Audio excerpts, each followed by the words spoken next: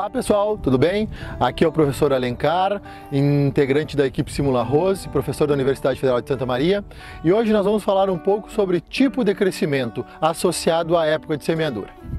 Bom, tipo de crescimento no conceito é o quanto a cultura da soja, quanto uma lavoura de soja cresce após o início do florescimento.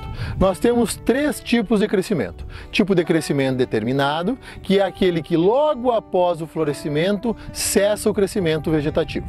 Temos o crescimento indeterminado, que é aquele tipo de crescimento onde a lavoura ela emite a flor e segue se desenvolvendo vegetativamente até mais ou menos o início do enchimento de grão.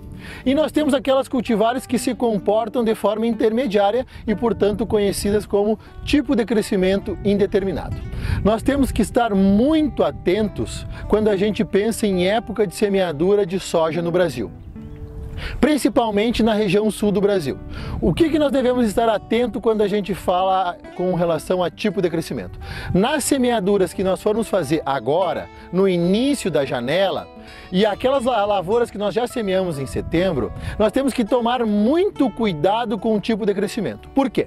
Se nós fizermos uma lavoura com tipo de crescimento determinado, e dependendo do grupo de maturidade relativa que nós plantarmos, ela vai crescer, ela pode ser estimulada a florescer, e se caso isso ocorrer, o que nós vamos ter? Uma lavoura de porte muito baixo, 40, 50, 60 centímetros, se nós optarmos por cultivares determinadas.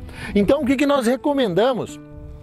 Ou seja, o que nós indicamos para semeaduras realizadas no cedo agora, setembro, início de outubro, e também quando a gente pensar numa soja safrinha, lavouras de janeiro e fevereiro. Nós recomendamos cultivares com tipo de crescimento indeterminado, porque após o início do florescimento, o que nós vamos ter? Nós vamos ter crescimento vegetativo, emissão de nós, emissão de legumes, e aí essas cultivares só vão cessar o crescimento quando iniciar o enchimento de grão. Ou seja, nós vamos ter aí lavouras com 90, 100, 110 centímetros de altura, que é o que o nosso manual para altas produtividades de soja recomenda. Ou seja, para nós termos lavouras de soja com elevado potencial, aí na faixa de 100 sacas por hectare, nós precisamos de uma lavoura com dossel, com uma altura de lavoura com mais ou menos 100 centímetros, 110 centímetros. Então é essa mensagem que a equipe Simula Arroz gostaria de passar.